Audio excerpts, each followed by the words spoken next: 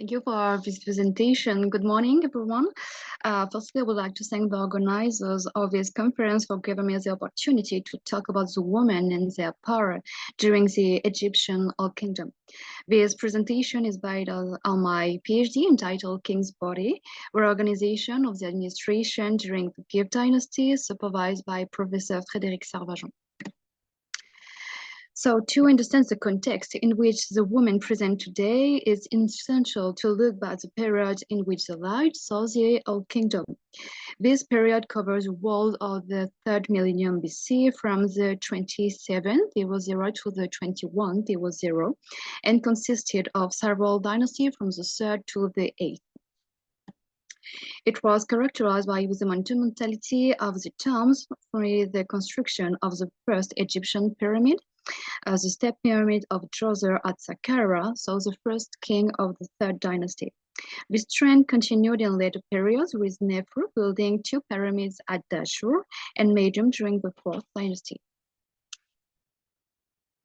followed by his heirs who built the famous pyramid of Giza, so Khufu, Hafra, and Menkaura. During this period, the country was ruled by the king, surrounded by members of his family, who managed the administration and organization of the country. By the 5th dynasty, it was no longer members of the royal family who ran the country, but individuals of non-royal origin. During the Old Kingdom, there were no women directors or members of the most important institution of the country, so the treasury, granary, archives, and the king's works. They did not have their own monuments unless they were queens or princesses. So what we know about the women of this period is only the representations found in funerary monuments. Tombs were usually the property of a man, and women who had their own monuments were either queens or princesses. The women who have representations are mostly members of the elite, but they're always associated with men who may be their father, husband, or brother, and they were always depicted as smaller than the man standing to her. Middle-class women are sometimes depicted in the Old Kingdom funerary monuments as working in the households of the high dignitaries. So the first woman we are going to talk today is Pesichet, attested in the mastaba of her son, Hayatotep, and she had a false door. It's on this material support that we found a rather short title. She held the title of Director of the Funeral Prayers of the King's Mother. She was known to the king and has a unique title linked to the physicians. The latter is a unique testimony for the entire Egyptian period, because apart from Pesichet, no other woman is attested in connection with the practice of medicine. In fact, a census of those who had position in the medical field revealed only one woman, Pesichet. Whatever stranger is the title itself is not the title director of doctors, but of director of female doctors. This raises another question. Pesichet does not hold the title of director, although contemporary women over time did, and the second is the term sunut, so female doctors, which suggests that there was a female medical staff at the time, but none of them have been found. This false door alone tells us that it was possible for women to practice medicine, but that the office could be run by a woman who could therefore have a social status and influence over other doctors. The second woman we are going to talk about is Merettes, who also had some very original titles. Merettes had not usually titles found in the Old Kingdom, so titles associated with the priesthood of Nath or Arthur. Here, in addition to all the usual known to the king, Merettes had responsibilities with the 3rd dinner pavilion. She also holds the title of Dame d'Atour to the king, a title which indicates that Merettes is part of the royal entourage. For most authors, this unique title refers to a function relating to wigs, but Meretz's leading a group of women whose task was to look after wigs. However, this view seems very reductive in terms of Meretz's actual duties, and the translation of the title can be translated as director of the hairdressing office. This could, of course, include tasks related to wings, but it could also refer to any activity related to hair, including hairdressing, which at the time was mostly done by men of very high status. This title is not attested on any other material supports, does not seem to be referred to directly to the function of a dresser, but it seems to be associated with it. Indeed, the first attestation of the title hairdresser is found in the 5th dynasty, and it's not until the 6th dynasty that depiction of hairdressers working for private individuals were found, and it's not until the reign of Mentuhotep II or in the Middle Kingdom that depiction in a royal context were attested. At the same time, however, there are scenes of men drawing hair for other men or for female members of the royal family.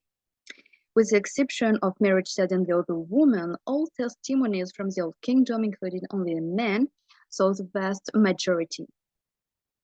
Women could therefore have performed functions related to hairdressing, and Meretzes did not have the title of hairdressers, but of director of the hairdressing office, which shows that she was not a private hairdresser, but she had connections with the lineage belonging to the royal entourage. The absence of husband, father, or son in a larger scale also reveals an emancipation from the social statute that she would only be a woman to male member of their family outside the royal family. As we see, her titles are also unique, and no other woman holds the same position, especially with the title very unique. This shows that Meretzes was a woman with authority and power in a department that she headed. There is no information about the hairdressing department itself, but we can imagine that she supervised people in charge of hair, perhaps including hairdressers. She was a woman of power in a largely male administration. She has all the elements that lead to this conclusion. A original type of representation from a royal sculpture, the absence of male persons related to her, and the unique title that no other woman held before and after her. The third woman is Nebet, and she lived in the period just after Meretzes, so in the 6th dynasty. She was long thought to be a princess, but this idea has been rejected by a number of reasons. Nebet was a member of the royal family in the 6th dynasty because she is the mother-in-law of the king Pepi I. She was the first woman to hold the title of vizier, and it was not until the 26th dynasty that another woman held the same position. And for a long time, scholars thought it was an honorary title. On the stela that mentions her husband is also present, and all the title of director of the pyramid city, a title associated with the vizierate, but it's not he, but his wife, who holds the title of vizier. In addition to the title associated with the vizierate, Nebet also holds titles that put her in direct relation with the god and with the king. Originally from the city of Abydos, the vizier changed its place over segment from the time of Nebet's appointment. Throughout the 5th dynasty, it was based in Memphis, then moved to Edfu before being installed in Abydos, Nebet's hometown. In addition to these precedent roles for women, Nebet ensures the continuity of the dynasty by giving birth to 2 daughters, both of whom become the wives of Pepi I. So the first of her is Angenes Pepi, and who became the wife of Pepi I, and together they had a son, the future king Merendra. Pepi I married the second sister, and together they had another son, and the future king Pepi II. As well as being vizier, Nebet was the mother-in-law of one king and the grandmother of 2 others.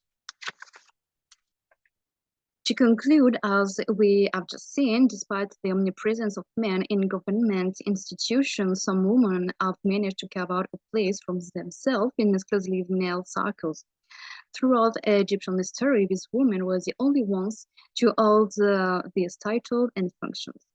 Although they were not members of the royal family by the blood, they sometimes had their own funerary monuments, sculpture or statue, or were depicted on a material support, stela, with their husband.